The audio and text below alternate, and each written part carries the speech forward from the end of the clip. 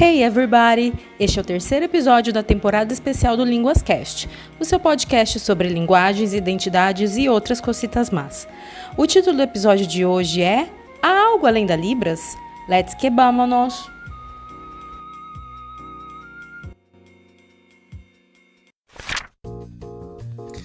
Eu tagarelarei, tu tagarelarás, ele tagarelará, nós tagarelaremos, vós tagarelareis, eles tagarelarão. Hola, hello, e aí linguarudos, linguarudas e linguarudes, sejam bem-vindos à temporada especial do LínguasCast. Eu sou o Luiz, com Z, por favor. E eu sou o Lucas, com C, por favor. Hello, linguarudes, ça va? Boas-vindas ao terceiro episódio da nossa temporada especial. E bora pro tema de hoje, que é a língua indígena de sinais. E para falar sobre isso, nós convidamos Bruno Roberto Nantes Araújo, professor de Libras do campus de Aquidauana, da UFMS. Então, muito obrigado, Bruno, por ter comparecido aqui ao nosso episódio, por ter tido essa disponibilidade. Muito obrigado por estar aqui, de fato. Enfim, seja muito bem-vindo, tá? Eu que agradeço, muito obrigado pelo convite, né, em nome também de todos da organização desse projeto, né, do LínguasCast. Obrigado pelo convite e estamos aí para explicar um pouco o que significa todo esse movimento de agora linguístico das línguas indígenas de sinais que está acontecendo, né, na atualidade aqui no nosso país. Eu sou o professor Bruno Roberto Nantes Araújo, né, como os meninos já apresentaram. Eu sou do professor de Libras, né, da disciplina de Estudo de Libras, que é o nome da disciplina, né, é uma disciplina que é obrigatória em todos os cursos de licenciatura. Eu dou essa disciplina e também a disciplina Língua Portuguesa para Surdos como segunda língua nos cursos de Pedagogia e na Letras. E a disciplina Estudo de Libras para as demais licenciaturas. Estou lá desde 2014 e atuando já no campus aí em Aquidauana e trabalhei já muitos anos, já mais de 20 anos na área da educação de surdos. Trabalhei no antigo Centro Estadual de Atendimento ao Deficiente da Audiocomunicação, CEADA. Hoje ela está só como centro de atendimento, mas em 2000, eu trabalhei lá de 2004 a 2014 na escolarização, né, com surdos. Trabalhei como educador físico, né, inicialmente, depois fiz o Letras Libras e trabalhei também como tradutor e intérprete de língua de sinais. Hoje eu estou aqui no campus de Aquidauana, né, e trabalho também com a licenciatura em intercultural indígena, né, e lá a gente também tem a disciplina de estudo de Libras, que a gente ministra na grade curricular. Aí como que foi todo esse processo de eu iniciar essas pesquisas, né, sobre indígenas surdos? Como foi? Primeiramente foi um contato com a professora Shirley Vilhava, né, professora surda, também professora aqui do campus de Campo Grande, dentro do CEADA também. Eu via alguns estudantes indígenas surdos no CEADA na época, mas eu não me atentava em relação à questão da cultura indígena, né, da sua identidade, da sua língua. Para mim era só Libras. Vou traduzir qual que foi minha inserção dentro das pesquisas sobre indígenas surdos e sobre as línguas indígenas de sinais.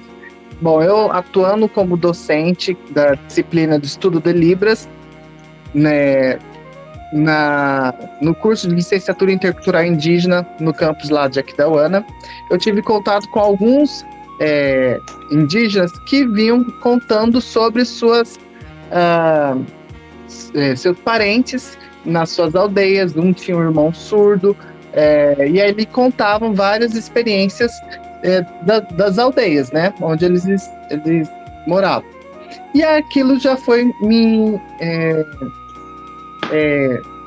criando uma provocação mesmo. Nós precisamos fazer alguma coisa, né, porque vinham muitas informações que eles não tinham acesso a um tradutor e intérprete, eles não tinham ainda aprendizado da sua primeira língua, que é a língua de sinais, né? Ainda era oralidade ali dentro da aldeia, mas alguns ainda falantes da língua terena, mas mesmo assim eles não conseguiam, e era muito apontamento, né? São gestos caseiros, no contexto familiar caseiros ali, apontamentos. Então aquilo foi... Aí começou a primeira investida minha em relação ao mestrado. Eu fiz a minha pesquisa pensando em relação aos tradutores e intérpretes de língua de sinais.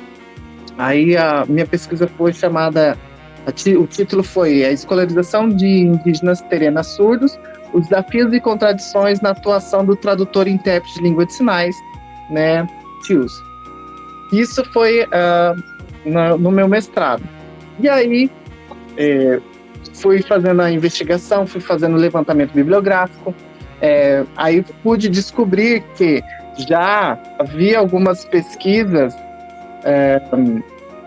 fazendo o levantamento bibliográfico, né? Observei que assim, a língua de sinais indígenas já era sinalizada entre os povos indígenas já bem antes do reconhecimento da própria língua brasileira de sinais. Existe um antropólogo americano que ele veio na década de 60 e uma das primeiras publicações de seus artigos foram falando sobre a etnia Kapor, que é lá no interior do Maranhão, no sul do Maranhão, onde tem essa etnia tinha um grande número de indígenas surdos, né? E os próprios indígenas Kapor, ouvintes, foram criando os sinais para se comunicar com seus parentes surdos. Então, foi as primeiras pesquisas registradas em artigo científico, foi nessa década de 60.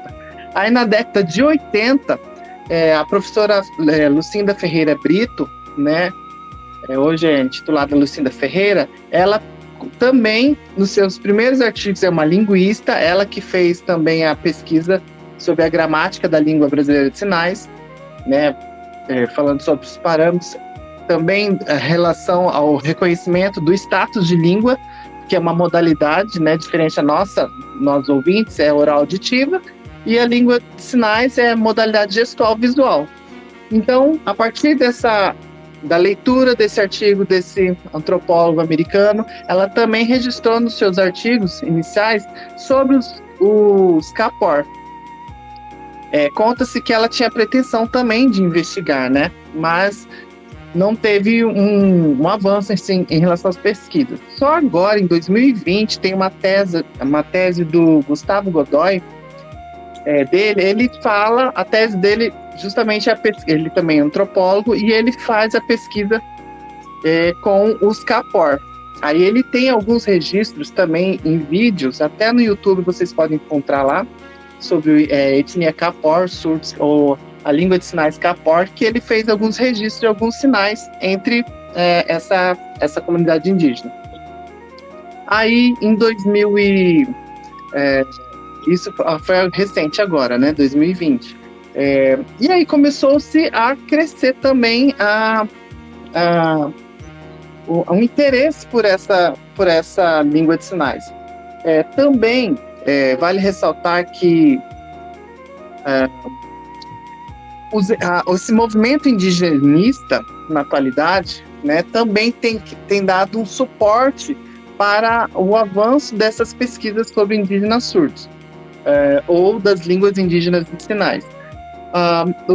Nós estamos agora, no doutorado, o meu título foi sobre a colonização pela Libras da língua de sinais dos indígenas surdos nas aldeias Olho d'Água, Barreirinho e Água Azul, na terra indígena Buriti, aqui em Mato Grosso do Sul.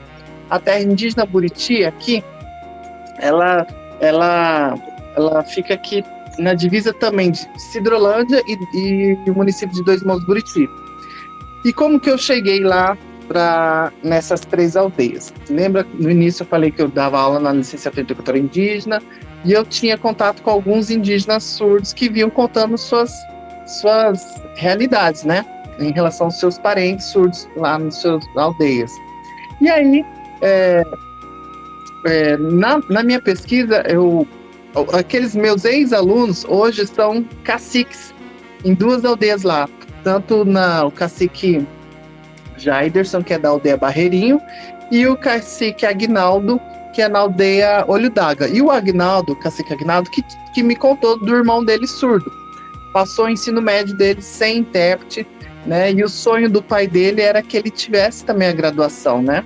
Tivesse o domínio da língua de sinais, da modalidade também escrita, da língua portuguesa, no caso ali, né? Para que ele pudesse fazer uma universidade, né? Então eu conversei também com os familiares na minha pesquisa, e a partir já do consentimento dessa liderança, né, do contato que eu tive com esses meus ex-alunos, hoje atuais caciques, eu pude fazer essa pesquisa de campo lá. Aí o que eu venho discutindo, né, na minha pesquisa? Primeiro eu fiz um levantamento bibliográfico, né, do que está posto ainda sobre as pesquisas de indígenas surdos. Encontrei poucos produções científicas. Para vocês, só para título de curiosidade, a gente encontrou 4 dissertações, 4 teses de doutorado, tá? Isso eu fiz a minha pesquisa de 2019 a 2023, terminei agora, defendi agora recente. E então poucos, né? A língua brasileira de sinais, ela foi reconhecida em 2002. Aí depois o decreto em 2005, que regulamenta a lei. E nesse inteirinho, por exemplo, a gente já tem 21 anos do reconhecimento da língua brasileira de sinais, né? E ela já está na maioridade, né, na língua, e nas pesquisas de indígenas surdos a gente tem 4 teses. Isso dentro desse período desses 20 anos, por exemplo, pós-reconhecimento da Libras. Ainda é bem pouco, né, em relação ao que tem já sobre a Libras. E aí, de dissertações de mestrado, eu encontrei ao todo 19 produtos, 19 produções científicas. E aí algumas falaram sobre o indivíduo surdo nas aldeias, ou a inclusão desses indígenas surdos. Outros falaram sobre a questão só da alteridade, a questão da cultura, e alguns que conseguiram falar sobre a questão da língua indígena de sinais. Dessas 4 teses que eu encontrei, teve uma que foi eu acredito que foi um marco muito importante para que a gente possa continuar fazendo as pesquisas sobre a língua de sinais, né? A língua indígena de sinais. Foi da professora Priscila Sumaio. Ela fez justamente lá na aldeia Cachoeirinha, no Miranda, com essa família da Dona Ondina, né, que é terena, guerreira, mãe de 3 filhos surdos, que ela sempre sonhava que os filhos dela estariam fazendo faculdade, estariam aprendendo a língua de sinais, né, e ainda mais, ela sempre foi militante e defensora da garantia dos seus filhos sinalizarem com a língua terena de sinais. Aí eu vou falar justamente sobre essa tese, essa pesquisa da Priscila Sumaio. E a Sumaio, ela fez pela Unesp, e fez pela Unesp, e fez a tese dela e a investigação dela aqui em Mato Grosso do Sul, entre os Terena. E ela, como uma linguista, pesquisou as línguas indígenas de sinais dos Terena surdos ali da aldeia Cachoeirinha, em Miranda. E aí, a partir das pesquisas da estrutura da gramática da língua brasileira de sinais, que feito pela professora Lucinda Ferreira, ela começou a observar que as línguas dos Terena surdos ali da aldeia tinha todas as características de uma outra língua de sinais, independente da língua brasileira de sinais. Aí ali, na tese dela, foi ao meu ver, foi um divisor de águas, porque assim, ali reconheceu, dentro da linguística, né, viu que aquela língua de sinais ali, sinalizada entre os Terena surdos, daquela aldeia, daquela comunidade indígena, são é uma língua de sinais que não é propriamente a Libras, certo? Ela tem todos os parâmetros da língua de sinais que a Libras tem, só que, por exemplo, a configuração de mãos, a expressão facial e corporal, a direcionalidade das mãos, a orientação da palma das mãos, diferente do que a língua de sinais. E aí ela fez um registro de alguns sinais que ela encontrou entre os terenas surdos dali. E aí a tese dela foi de 2018, que a partir da tese dela, outras pesquisas começaram a se embasar. E para além desse embasamento de investigação das outras línguas indígenas de sinais, né, que nós temos 305 línguas indígenas, né, etnias, né, imagine quantos povos também ainda precisam ser encontrados, quantos surdos ainda estão ainda sem a experiência de ter registrado ou salvaguardado mesmo a sua prática, a sua sinalização da sua língua nativa, né? E aí o que a partir da pesquisa dela, a partir assim acontece? Que hoje a gente pode se basear dentro da área da linguística, e essa comprovação dessa língua terena de sinais, a partir de uma pesquisa científica dentro da área da linguística, da língua de sinais, teve um movimento que recentemente, até eu vou falar o nome da lei, não sei se vocês ficaram sabendo, mas teve um movimento que reconheceu a língua terena de sinais como uma língua cooficial lá no município de Miranda. Então, a lei municipal número 1538, de 4 de abril de 2023. Essa legislação, ela não aconteceu do nada, né? Teve tanto o apoio das lideranças indígenas, de um movimento chamado LIAP, que foi pela coordenação da professora Denise, que ela é coordenadora do IPED, que é uma ONG, né, que trabalha em relação à valorização da cultura e do trabalho dos artefatos culturais, né, do povo terena. Então ela estava na FET, né, no departamento de línguas. Então ela me procurou a professora Chile Vilhava, a professora Kelly, que é lá da Universidade do Paraná, Universidade Federal do Paraná, que ela também foi uma pesquisadora. Acho importante falar os nomes, porque foi um grupo realmente que se mobilizou para correr atrás desse benefício e dessa garantia linguística para os terenas surdos, né? Porque foi todo um processo, não foi, fulano criou, não, foi toda a história da Dona Ondina ali na aldeia, com seus filhos, o trabalho de pesquisa da professora Priscila Sumaio, o trabalho também da professora Chile Vilhalva, aí até chegar, a partir de uma base teórica, a gente brigar por uma política linguística. E aí, também com o apoio da vereadora, lá de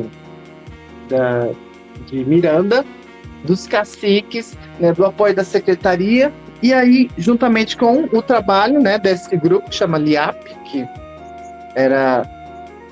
fazemos parte, eu, Dona Ondina, a filha da Dona Ondina, Edmara, que é intérprete de língua de sinais, né, irmã de surdos, de indígenas surdos, a própria Kelly, lá do Paraná, a professora Chile Vilhava, eu e a Denise, junto com os órgãos também governamentais ali da Câmara Municipal, conseguimos a implementação dessa lei, que reconhece e garante também a língua terena de sinais. O parágrafo único dessa lei diz assim, fica estabelecido que no município de Miranda, o estado de Mato Grosso do Sul, passa a ter como línguas cooficiais a língua terena, a língua brasileira de sinais, Libras, né? A língua terena de sinais, a LTS, e a língua Knicknau, garantindo a equidade e igualdade enquanto política linguística municipal. Então esse foi assim, para nós indigenistas, desse movimento, né, da língua de sinais dos povos indígenas surdos, foi um marco. E foi o primeiro registro de uma língua indígena de sinais no Brasil, né? E ela tem sido hoje também um referencial para outros estados, para outras etnias, para outros pesquisadores, também lutando para o reconhecimento dessa língua de sinais. Por quê? A gente acredita que os indígenas, por exemplo, ouvintes, eles têm a primeira língua deles, a língua da sua etnia, certo? Oral auditiva. Então, por exemplo, os terenas, a língua terena. Lá na escola, eles têm que aprender também a língua portuguesa, na modalidade escrita e oral. E os indígenas surdos, né? Aí eu já venho apontando também sobre a minha pesquisa.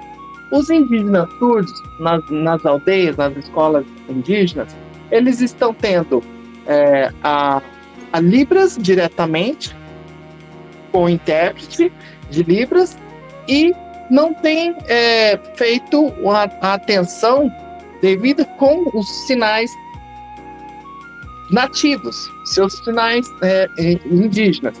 Né? Então fiquei me indagando, né, até para eu poder encontrar o problema da minha tese. Porque o que acontece? Hoje a política nacional da educação especial, na perspectiva da educação inclusiva, a educação bilíngue de surdos, ela está posta como a língua brasileira de sinais ser a primeira língua do surdo. Mas para o surdo, que é o indígena, que é surdo e mora na sua aldeia, e que teoricamente deveria ser a sua primeira língua, a sua língua de sinais nativa. Será que nós não estamos também com essa legislação maior, né, da Libras, dessa perspectiva também da educação, nós também não estamos reproduzindo novamente uma colonização de uma língua sobre a outra? Né? Então essa foi a minha indagação de todo o início da minha pesquisa na tese. E é isso que eu percebi. Por muitos anos, só Libras, né, língua brasileira de sinais, estava posta como língua de instrução para o indivíduo surdo, né, para o sujeito surdo. Só que existem várias outras línguas de sinais. Por exemplo, no interior do Piauí, existe uma língua de sinais que chama Língua Sena de Sinais, que é um grupo de surdos do interior do Piauí, de uma cidade do interior, que criaram a língua de sinais independente da Libras. E eles conversam entre eles com a língua Sena de Sinais e na escola se comunicam com a Libras. E quando vem surdo de fora, né, também conversam com a Libras. E aí o que a gente pensa? Assim, eles têm o direito de sinalizar, de conversar com a sua própria língua, entendeu? Nativa. Então, assim como existe essa língua Sena de Sinais, existe as línguas indígenas de sinais, e agora está um processo de reconhecimento, de registros dessas línguas de sinais, de vitalização dessas línguas de sinais e de publicação e produções científicas sobre as línguas de sinais. A gente tem uma dissertação de mestrado que eu encontrei, da etnia Munducuru. E tem um mini dicionário que esse pesquisador fez e com sinais lá dessa etnia. Também tem lá de Paiter Suruí, lá em Rondônia. Agora também do etnia Capor, né, que também já está em processo também já de mais registro desses sinais. Nós sabemos que tem também os surdos Caigangue, da etnia Caigangue, no sul no Brasil. Os Pataxó, Tem outras etnias também que eu fiz um levantamento na minha pesquisa, depois eu vou tentar lembrar aqui para vocês outros, e começou assim a já expandir novas, os Guarani também, né? E aqui os Terena. Só que assim, não existe. Ontem mesmo a gente estava participando de uma live, né? E perguntaram: já tem um dicionário ou registro onde a gente possa ver esses sinais? Assim, ainda não tem algo pronto. Existem pesquisas e dentro dessas pesquisas alguns registros de alguns sinais, né? Aqui, ó, vou só a Sateremaué, Wapixana, Macuxi, já tem Paiterçuruí de Rondônia, Pataxó, Omaguacambeba, lá no Amazonas, Acauê Xerente, Guarani Kaiowá. Então já tem algumas pesquisas de algumas etnias voltadas tanto da educação de indígenas surdos quanto a questão da língua indígena de sinais. São muitos mesmo. São bastante. Sim. Professor, deixa eu voltar um pouquinho só. Pode falar. Desculpa, eu me empolguei, né? Não, tudo bem. É ótimo que o senhor fale mesmo, né? Aliás, posso chamar de você? Pode, claro. É ótimo que você fale mesmo. Mas tem alguns pontos que a gente até anotou aqui para perguntar. Sim, pode falar. E eu queria saber sobre essa opção pela Libras no processo educacional das aldeias, sim, ao invés da própria língua de sinais indígenas. Primeiro, eu queria saber quem faz essa escolha e essas implicações, como se dão em relação aos sujeitos indígenas surdos. Beleza. Bom, ótima pergunta. Acho que é importante a gente deixar assim esclarecido. Como são... primeiro, a proposta educacional, a perspectiva educacional na atualidade é a perspectiva nacional. Os surdos estão, tá, dentro desta pasta da educação especial. A política nacional da educação especial na perspectiva da educação inclusiva. Essa perspectiva coloca os surdos com a educação bilíngue como? A educação especial os coloca como ainda visto como deficientes, embora eles não se veem como deficientes e talvez se veem só apenas como uma diferença linguística. Mas isso são perspectivas também que a gente pode deixar para outro podcast. Mas assim, o que está posto para eles? Eles têm a educação bilíngue, onde eles têm que ter a aquisição da sua primeira língua, a língua brasileira, a língua de sinais, e a sua segunda língua, a língua portuguesa na modalidade escrita. E como eles vão ter esse acesso dentro das escolas comuns de ensino? Pensando na questão da inclusão. Eles estão inseridos nas escolas comuns com o apoio ou com o atendimento de um tradutor e intérprete de língua brasileira de sinais, certo? E aí, esse tradutor e intérprete vai ser o professor de apoio, uns colocam como professor de apoio ou professor mediador, né? Mas é tradutor e intérprete de língua de sinais, já tem uma lei que reconhece esse profissional. E aí ele vai fazer a mediação, o professor está fazendo oralidade e ele vai fazer a tradução em Libras para o aluno surdo. E aí, essa proposta da educação especial coloca o atendimento educacional especializado nas salas de recursos multifuncionais, que é no contraturno. Ele está lá, por exemplo, de manhã estudando com o professor regente e o intérprete lá fazendo tradução, com toda aquela carga horária, né, dentro da grade curricular. E no contraturno, ele vai ter 3 momentos na sala de recursos multifuncional. Essa sala de recursos, pela perspectiva da educação especial, ela vem com a proposta de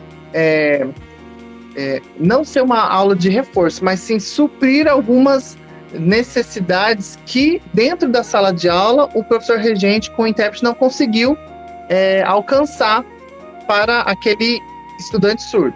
Então ele vai ter uma professora, ou na área da letras ou pedagogia, né, que vai, fluente em língua brasileira de sinais, que vai ter 3 momentos de atendimento do AEE, atendimento educacional especializados para atendimento alunos com surdez. Por exemplo, vai ter um dia à tarde que ele vai ter o AEE de Libras, ou seja, aquele professor, também com um professor surdo, adulto, sendo modelo referência ali para eles, vai ensinar vocabulário em língua de sinais. Por exemplo, a aula era biologia, lá o intérprete não sabia todos os sinais na área da biologia, por exemplo. Então, naquele momento, o professor surdo e o ouvinte vão ensinar vocabulários de biologia em língua brasileira de sinais para aquele indivíduo surdo, para a aquisição da língua, certo?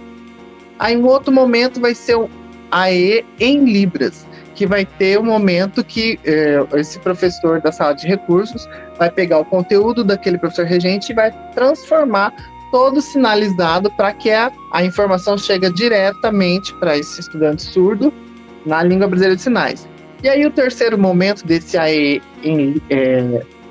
para alunos com surdez é o AE em língua portuguesa como segunda língua, onde esse professor ouvinte vai trabalhar a língua portuguesa, alguma categoria da língua portuguesa, mas na modalidade segunda língua. Por quê? Pelo bilinguismo do surdo, o surdo ele tem que aprender sua primeira língua, a língua brasileira de sinais, certo? Só que aí chega no caso e a nossa indagação em relação aos indígenas surdos que estão lá na aldeia, nas escolas indígenas. Eles também têm que ter apenas a Libras, oferecido só a Libras para eles, sendo que eles têm suas línguas indígenas de sinais. Aí o que está acontecendo agora, e que foi também uma resposta até próxima da minha própria pesquisa. Quando eu fui pesquisar, tinha uma intérprete só para uma aluna que estava no ensino médio. Aí hoje e não tinha sala de recursos multifuncional lá nessa escola na aldeia. Nesse ano abriu a primeira sala de recursos, e nesse ano a intérprete que estava atendendo uma aluna, ela também está como professora da sala de recursos para mais outros 2 indígenas surdos que começaram a frequentar. Mas o mais legal disso tudo é de a gente já poder contribuir com essa profissional, de além da Libras, como que é a nossa primeira língua de sinais reconhecida, né, nacionalmente, que é a língua de instrução para o surdo se comunicar de forma geral, eles também terem o respeito e a percepção de acolher e aceitar os sinais que os indígenas surdos estiverem sinalizando ali na escola, em sala de aula, dentro da comunidade. Tá? Isso acaba deixando não em segundo plano, né, como uma segunda língua, a língua portuguesa, mas afinal como terceira, né? Exatamente. E a Libras acaba sendo uma segunda língua já, certo? Exato. Então, é isso que a gente está também discutindo agora. Então, a língua indígena de sinais seria a primeira? Teoricamente, sim. Né? E a Libras seria a segunda língua deles. Só fazendo uma retrospectiva.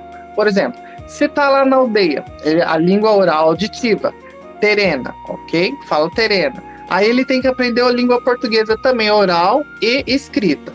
Lá então, a língua terena, oral e escrita, língua portuguesa, oral e escrita, língua indígena de sinais e Libras. Então eles são acometidos por 1, 2, 3, 4 línguas ali. Então a questão do multilinguismo é muito presente ali. Embora algumas aldeias, isso vai de aldeia para aldeia, alguns já estão perdendo a questão não são falantes da língua nativa, são mais na língua portuguesa. Né? Nas aldeias onde eu pesquisei, diferentemente da aldeia lá da Cachoeirinha tem bastante falantes da língua terena, e lá nas aldeias onde eu pesquisei são poucos falantes, mas ainda há o domínio da língua portuguesa.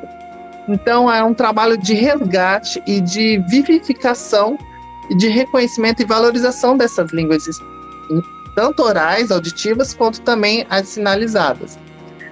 Na atualidade, a gente está tendo privilégio, oportunidade, eu acho que e a alegria também de estar participando do movimento da década das línguas indígenas, que é um movimento, né, indigenista que está tendo organizado pela Unesco para a vitalização, reconhecimento e valorização das línguas indígenas. Isso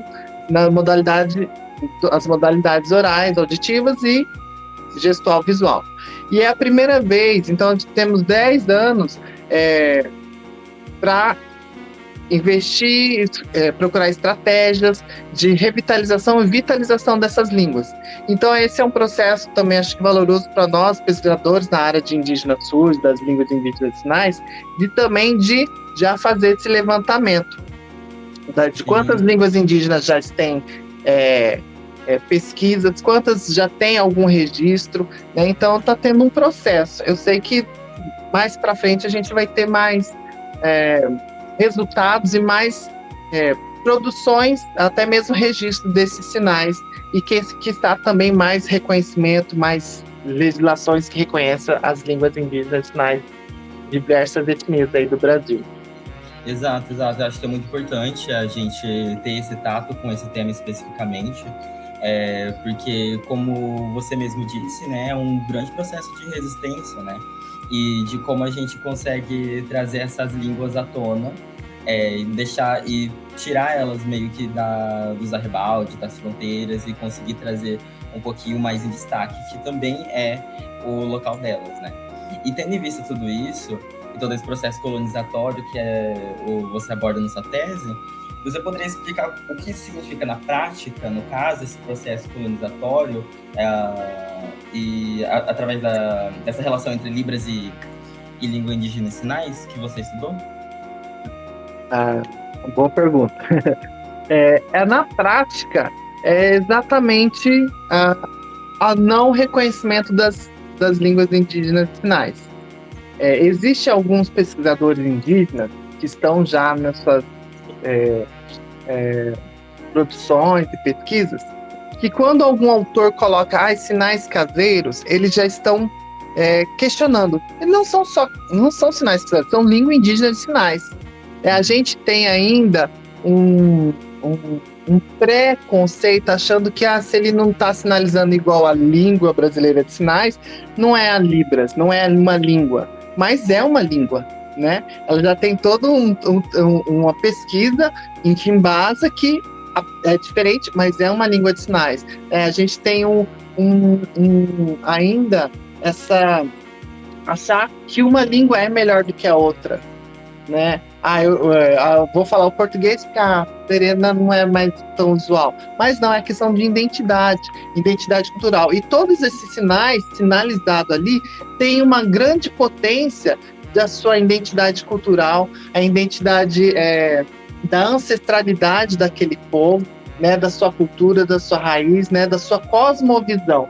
Então não é apenas desprezar uma língua, mas assim, fortalecê-la, reconhecê-la e valorizá-la, né? Então, assim, não deixar que só que tem o intérprete de Libras. Hoje também existe um movimento, até mesmo de lugar de fala desses profissionais, do intérprete indígena para trabalhar nas escolas indígenas com os estudantes indígenas surdos, né? Então, isso também tem dado mais, assim, empoderamento desses profissionais, né? Eu sou da etnia tal, eu quero valorizar as línguas indígenas de sinais, eu quero trabalhar lá na aldeia com os indígenas surdos, né? Ou seja, valorizando também toda a sua ancestralidade, a sua potência, né? Da sua etnia, da sua cultura. Então, não só deixar... Não é que a gente quer desprezar Libras, não é nada disso, mas assim, que esse profissional não deixe só Libras ali na conversação, né, na sinalização, mas que também ele respeite e deixe a liberdade deles sinalizarem com suas línguas nativas. Questão também de resistência, porque assim, que toda acho que a potência dos sinais ali construídos, né? Tanto é que eu venho falando isso na dissertação em relação aos intérpretes. Quando eu entrevistei 3 intérpretes, entrevistei um intérprete que estava lá próximo do território indígena, trabalhando numa escola indígena, e outro intérprete aqui na comunidade urbana. E ele atendia um indígena surdo. E aí as respostas que esse intérprete que estava na território urbano, ele falou que ele não se preocupava em relação à cultura indígena, ele não era só Libras, e o próprio indígena surdo já não se portava com alguns sinais nativos, era só a língua brasileira de sinais, a questão do território também. E já aquele intérprete que estava mais próximo do território indígena, nas escolas indígenas, ele já tinha essa percepção, essa valorização daqueles sinais. Ele tentava trazer alguns sinais que eles já vinham trazendo de casa, né, no seu cotidiano, e também implementado ali dentro da sua conversação, juntamente com a língua de sinais, com a língua brasileira de sinais. Então, assim, existe também a questão do territorialidade, pertencimento, que também pode ou apagar essa língua de sinais, ou talvez fortalecê-la e valorizá-la, né? Você percebe o impacto desse processo colonizatório da Libras na posição crítica do sujeito indígena dentro desse sistema colonizatório, por exemplo? Hoje em dia, os pesquisadores indígenas, principalmente a questão, os ouvintes, mas hoje a gente também tem indígenas surdos já, pesquisadores, que tem o Marlon, que é lá de Manaus, ele é professor lá da Universidade Federal do Amazonas, ele é um pesquisador, né, e ele justamente vem militando também. Nós temos a professora Indira, que ela é da etnia Guarani, né, e ela está em Rondônia, ela também está nesse movimento, né, de luta, de reconhecimento, de pertencimento e de não apagamento das línguas indígenas de sinais, né? Então, hoje, eles já estão também já se colocando como protagonistas já dessa luta, né? E os indígenas surdos começaram também a se entenderem como sujeitos indígenas pertencentes àquela comunidade, né? E eu acho isso muito bacana, porque assim, está crescendo, está no Brasil, assim, os pesquisadores, a gente teve em novembro agora o primeiro Seminário Nacional de Línguas Indígenas de Sinais, onde a gente pôde partilhar várias experiências, várias pesquisas, né, com o Brasil, né? Foi virtual, mas a gente teve bastante adesão.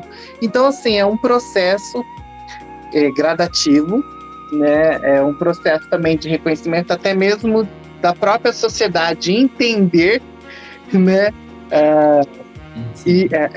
Essas línguas indígenas de sinais, né? Esse processo de empoderamento, de reconhecimento, de valorização e de fluência também em aprendizado dessa língua de sinais. Hoje em dia já está tendo até cursos para formação. Nós tivemos até na UFMS, juntamente com o apoio do David, que ele é da etnia Pataxó, ele nos procurou querendo fazer um curso de formação para formar esses professores indígenas, ouvintes, que estão já atuando na área, para que eles possam entender essa diferenciação e essa importância das línguas indígenas de sinais. Aí, ano passado, a gente concluiu o primeiro curso de extensão de formação para professores indígenas nas línguas indígenas de sinais. Então, a gente está galgando, né, novos áreas, novos caminhos de fortalecimento, formação e informação sobre as línguas indígenas de sinais. Não tinha noção da dimensão, né, que tem essas pesquisas. E é muito interessante, muito importante até a gente saber que isso está vindo a público. Sim. E eu fico muito feliz, até porque a gente precisa realmente anunciar, né, e informar. Sim. Tem outra coisa que eu queria saber, que é sobre o surgimento das línguas indígenas de sinais. Primeiro, como surge uma língua indígena de sinais, e segundo, como as crianças adquirem essa língua, se elas aprendem de maneira escolarizada ou com outros surdos, e se existem muitos indígenas surdos também, e as crianças aprendem na escola. Boa pergunta. Bom, a língua de sinais é uma língua natural. Ela não é artificial. Ela acontece naturalmente como processo de desenvolvimento linguístico de uma criança ouvinte, né? Primeiro o balbucio, né? E depois começam os primeiros apontamentos, né? E a criança surda é da mesma maneira.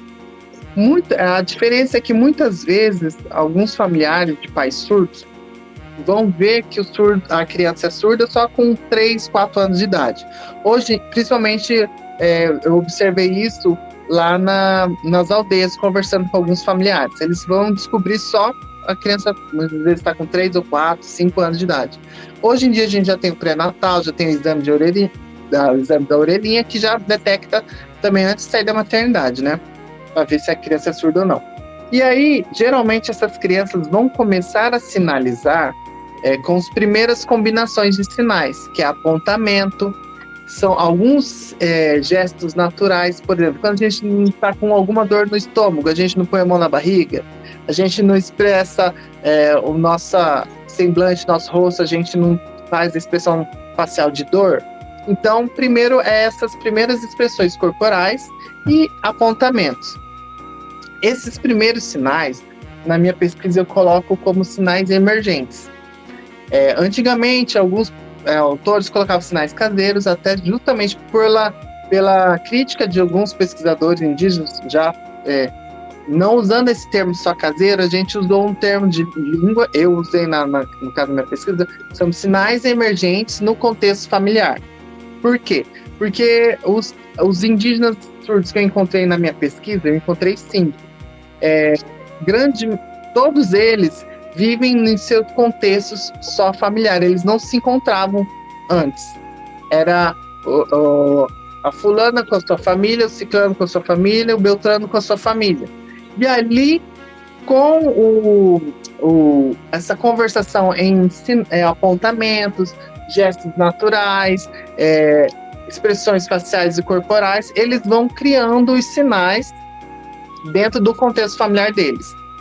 Desses 5 que eu encontrei, 4 são da mesma família, parentes assim próximos, primos. E ela veio de Bela Vista e também é de outra etnia, Guarani Kaiowá, e está lá recente com eles. E aí ela criou esses primeiros sinais dentro do contexto família. A gente nomencla como sinais icônicos, ou são sinais que parecem o objeto, ou também que a gente também na língua de sinais a gente chama de classificadores. Por exemplo, a gente vai desenhar, explicar um computador, a gente não faz tipo digitando um teclado. Então eles já fazem esse sinal digitando, a gente já subentende que seria um teclado de algum computador, de alguma coisa. Ou um quadro, eles desenham com apontamento, por exemplo, TV faz um quadrado assim e eles apontam e faz o controle, apertando o controle. Então são sinais que eles vão criando no contexto da ação do cotidiano deles, certo? Aí por isso que eu nomenclei ainda sinais emergentes no contexto familiar, porque eles ainda estavam isolados só ali no contexto de suas famílias. Agora, este ano, eles estão estudando já na mesma escola, 3 desses que eu encontrei. Então, eles já vão poder construir e trocar mais sinais que eles já vêm trazendo do contexto familiar e agora consolidar ou até mesmo trocar esses sinais ali, fortalecendo os sinais indígenas deles ali.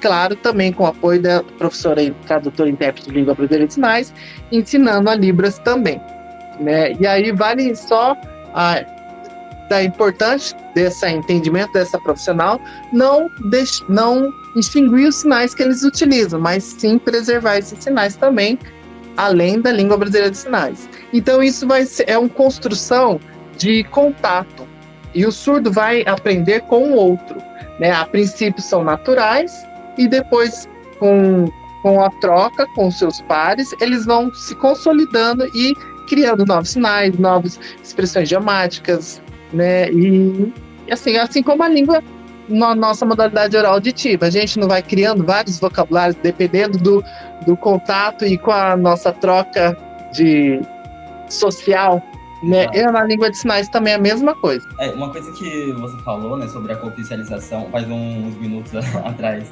sobre a cooficialização em Miranda, eu acho que justamente esse ponto acaba oferecendo um pouquinho mais de força para determinadas línguas, para que elas realmente comecem a entrar em contato umas com as outras, e dessa forma construindo um contexto linguístico muito mais complexo e rico, tanto para os sujeitos e para a comunicação em geral, né?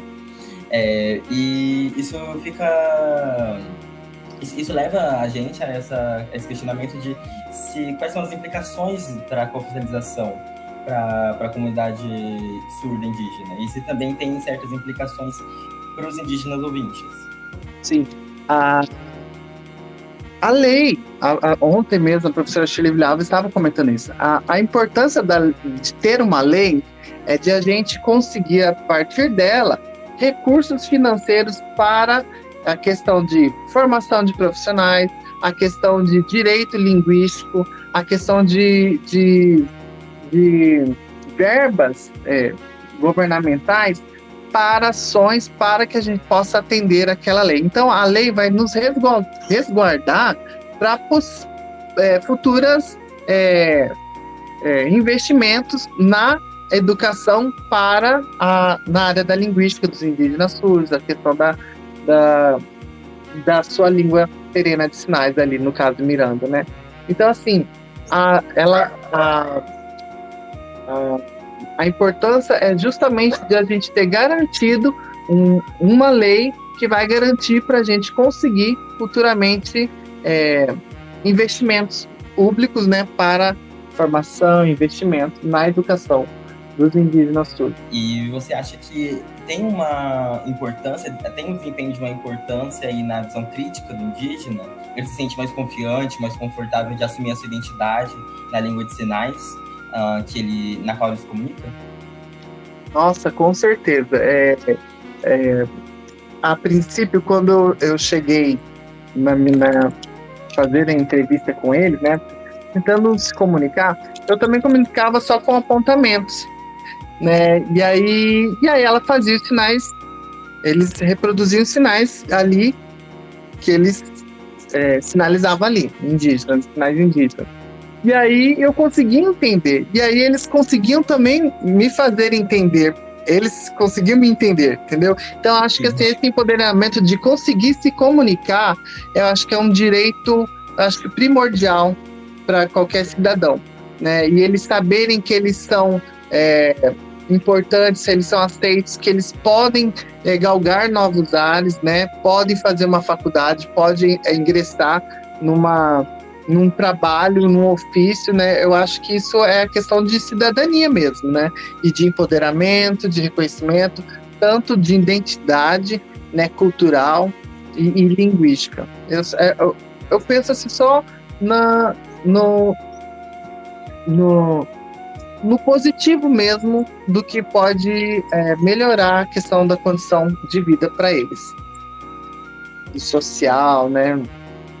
Sim, exato, porque a língua é esse espaço de veículo de poder, né? E aí, quando a gente tem esse espaço maior, como você mesmo faz no seu trabalho, de pesquisar essas línguas minoritarizadas e que deviam ter o seu devido espaço para que justamente essas pessoas fizessem esse bom uso na sociedade, a gente entende que é um trabalho muito importante, de fato, né? Você falou uma coisa muito importante, realmente relação de poder.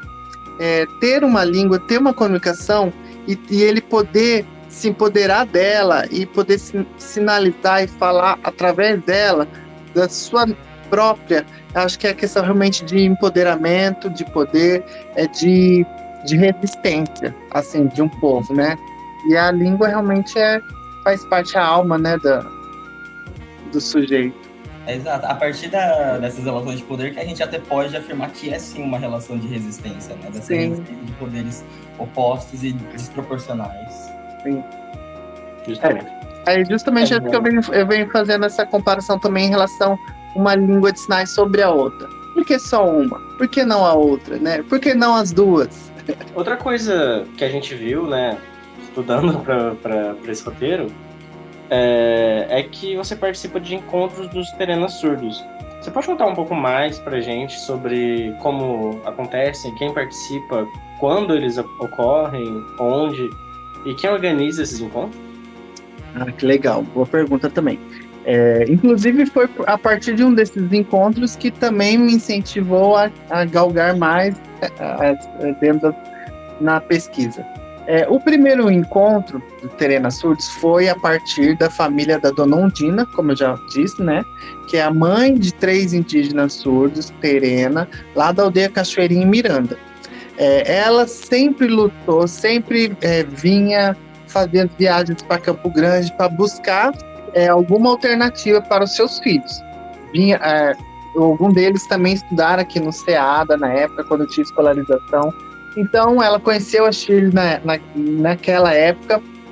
E aí, nesse movimento também da Shirley, daquela ação social na aldeia, ela, juntamente com a Dona Ondina e com a sua filha Edmara, e com o apoio da sociedade ali, tanto da Secretaria Municipal de Educação, dos caciques, realizaram o primeiro encontro dos Terenas Surdos. Então, aí eu pude participar nesse primeiro, foi lá na aldeia, na casa da Dona Ondina, né? E fazem todo uma reunião mesmo, né? Com apresentações culturais, com a entrada das autoridades, de todas as lideranças também, tanto políticas, quanto da sociedade civil, quanto da educação, e ali da família, apresentando a necessidade do que eles queriam para a educação dos seus filhos, né? Ali dos surdos, indígenas surdos. E aí, essa primeira evento, criamos uma carta, chamada Carta Terena, com algumas reivindicações e propostas levadas com a assinatura de todas aquelas autoridades ali presentes, com o compromisso, né, de melhorias, tanto para tradutores e intérpretes de língua de sinais, para a formação, para cursos de capacitação para esses profissionais ali naquela região.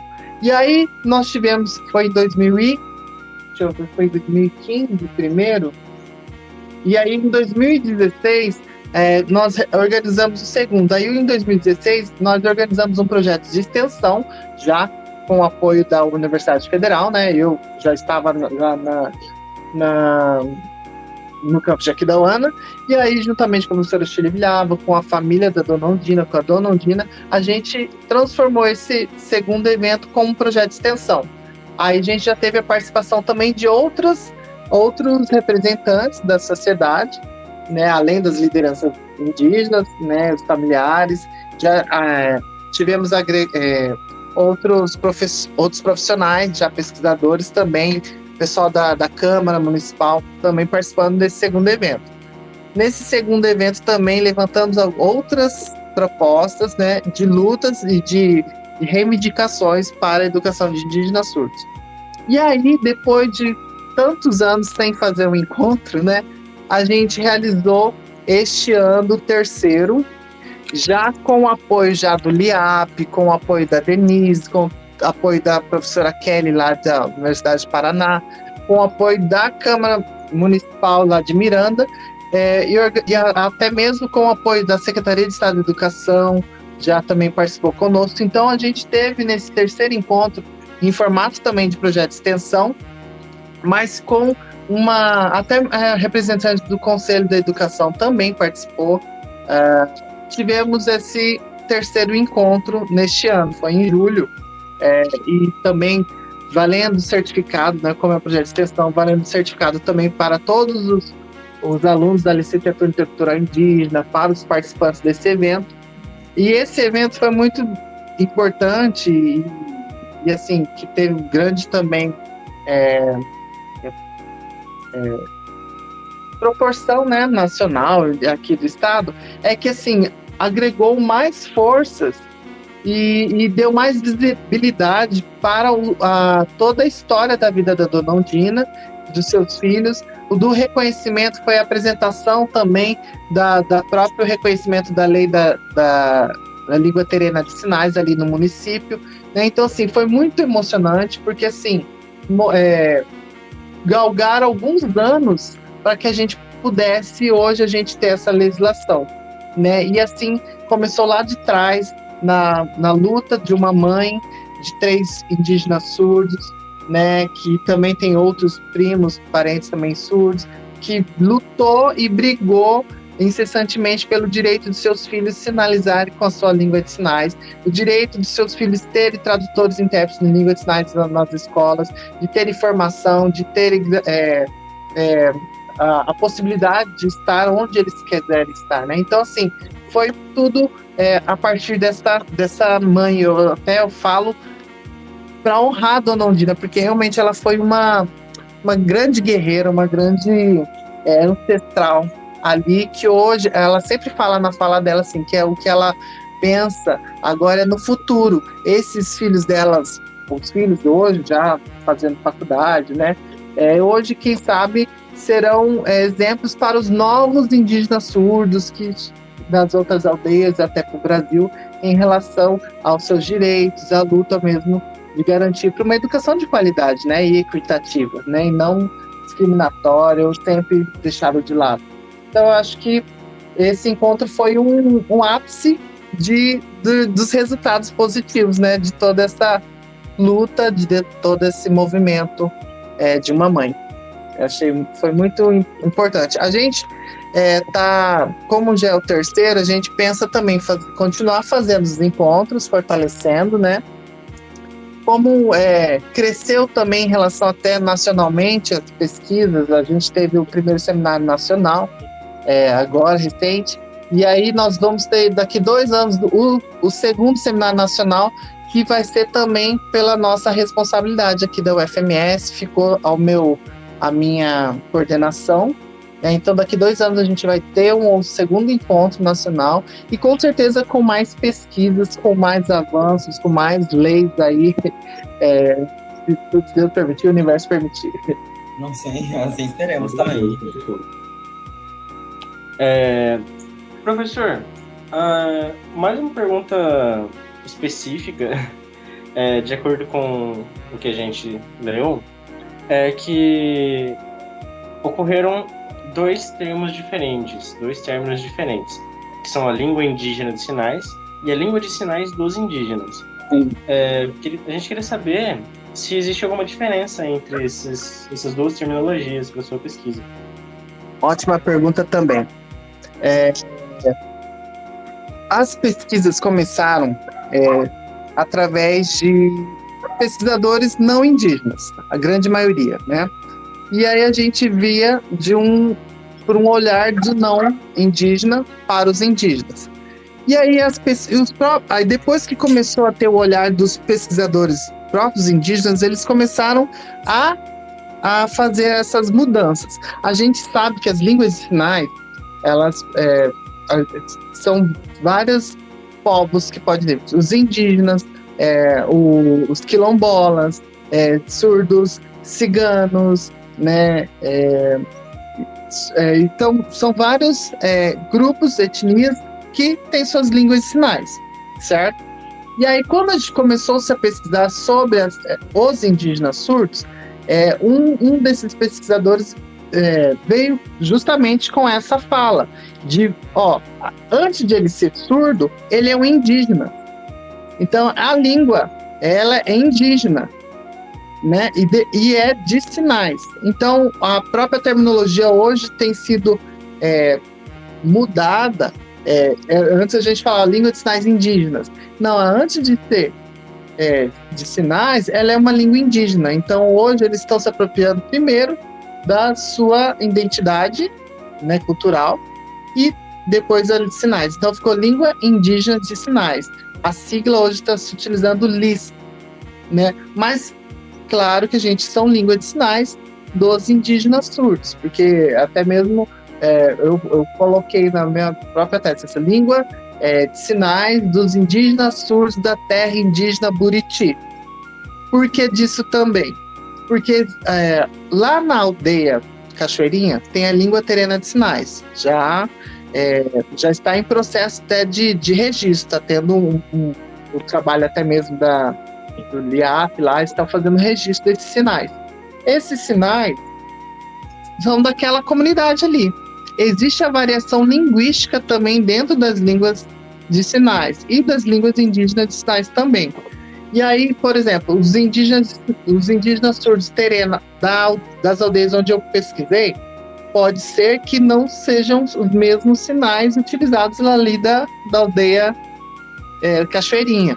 Então, existe também essa variação linguística.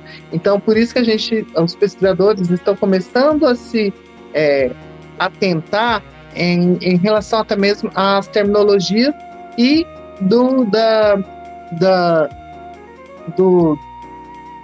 de cada língua de sinal. Por exemplo, ali entre os terenos, ali na aldeia onde eu pesquisei, é língua de sinais.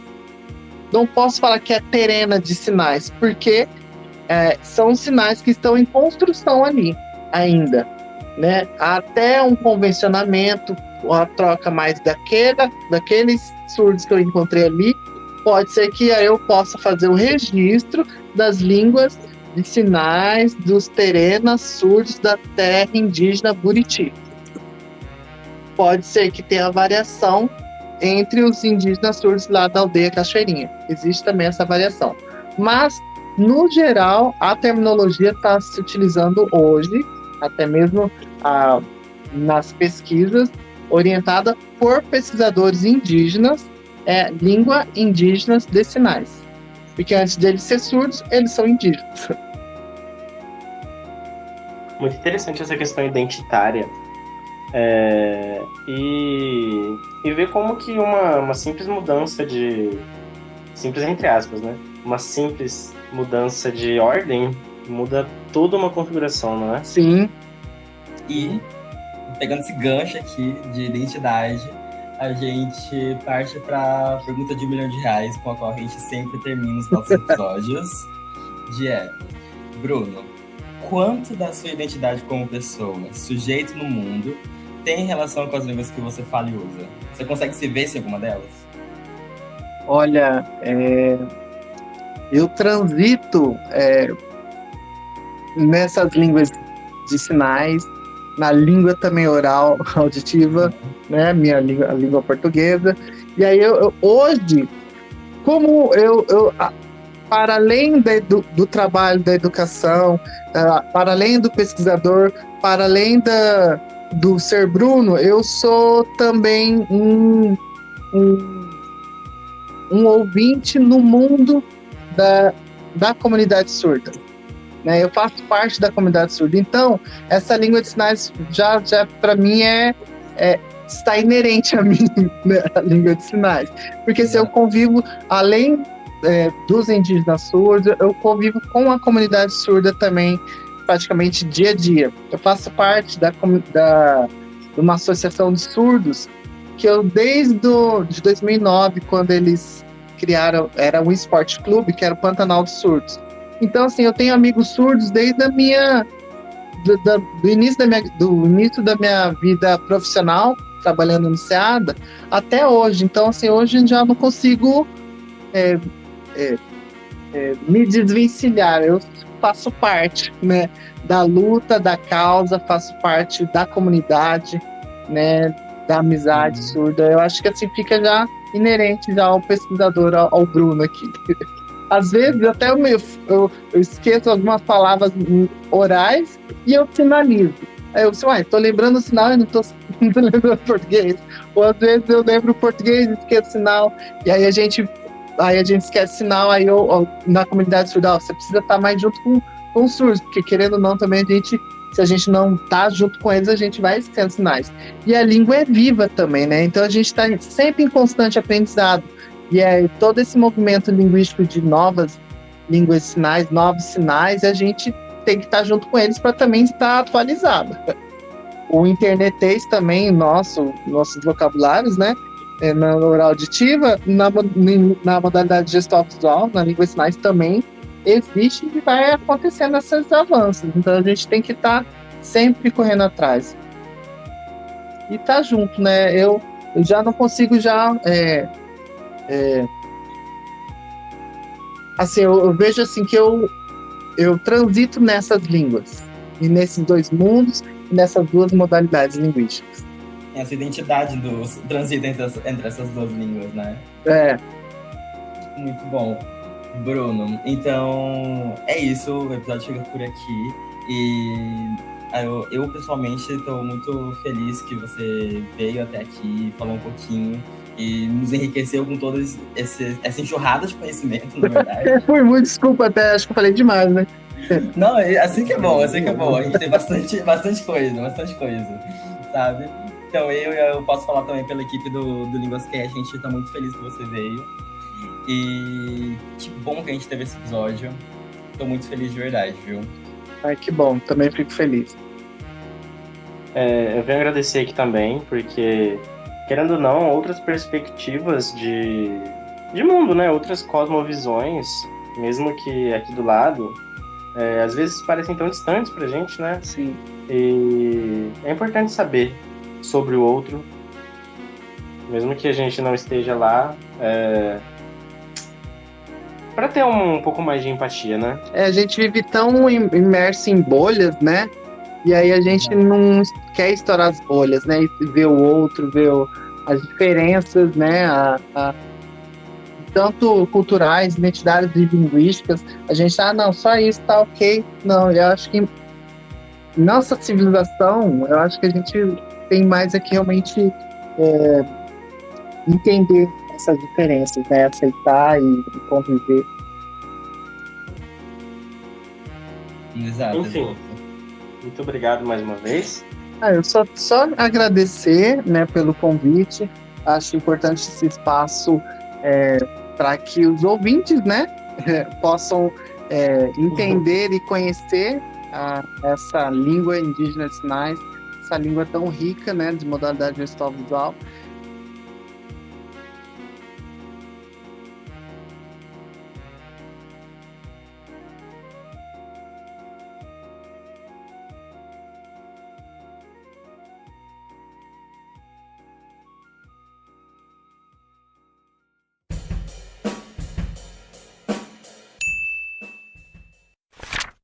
E a palavra do dia é sortimento.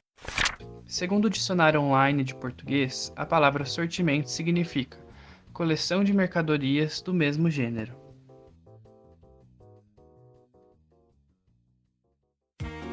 Este é o segundo ano do LinguasCast e nele você pode acompanhar 3 episódios da nossa temporada especial.